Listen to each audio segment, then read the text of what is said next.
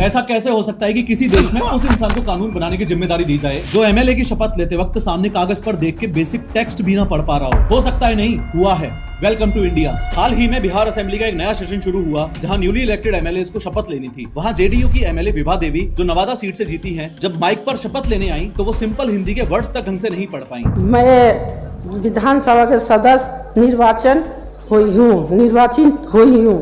शपथ पढ़ते वक्त विभा देवी ने कहा, मैं ईश्वर की शपथ लेती हूँ। मैं ईश्वर से शपथ लेती हूँ। हालत यह हो गई कि उनके बगल में बैठी एक और नेताजी मनोरमा देवी को प्रॉम्प्टर बनना पड़ा। वो धीरे से एक लाइन बोलते और विभा देवी उसे रिपीट करती, बिल्कुल वैसे जैसे स्कूल में बच्चों को डिक्टेशन दिया जाता है। और जब मनोरमा देवी ने लाइन नहीं बोली तो विभा देवी जी बोलती हैं, छुटकी बोलना।